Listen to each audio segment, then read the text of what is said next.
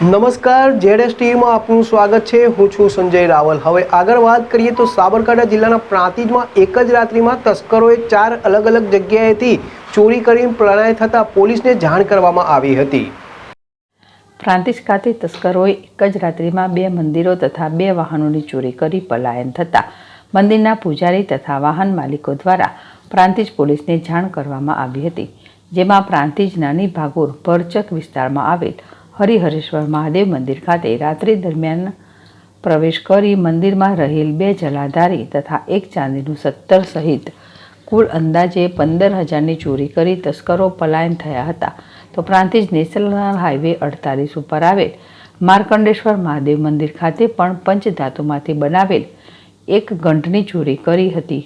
તો national highway ઉપર આવેલ ભૂપેન્દ્ર પેટ્રોલ પંપ નજીક રાત્રિમાં ખુલ્લી જગ્યામાં પાર્ક કરેલ એક ટ્રેક્ટર ટ્રોલી ન દેખાતા ટ્રેક્ટર માલિક ભરતભાઈ ઇન્દ્રવદન વણજારા દ્વારા પ્રાંતિજ પોલીસને જાણ કરી હતી।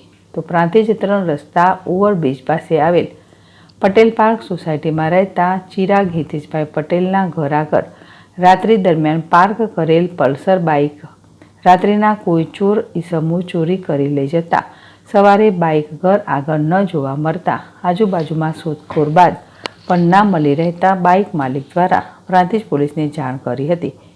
તો એક જ રાત્રિમાં 2 મંદિરો સહિત 2 વાહનોની ચોરી થતાં નગરજનોમાં પોતાના વાહનો તથા પોતાના માલ મિલકતને લઈને હાલ તો ભયનો માહોલ જોવા મળી રહ્યો છે અને પોલીસ દ્વારા રાત્રિનો પોલીસ પેટ્રોલિંગ સઘન કરવામાં આવે તેવી માંગ ઉઠવા પામી છે।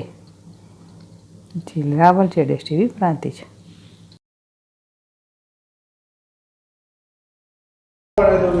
કશું નહીં સાહેબ, 12 વાગે ટ્રેક્ટર અહીંયા મૂક્યો હતો પેટ્રોલ પે ડીઝલ નાખીને 12:30 અમે ઘરે ગયા પછી 4:30 અમે અહીંયા ટ્રેક્ટર લેવા માટે આવ્યા, પણ ટ્રેક્ટર સ્થળે હતું જ નહીં।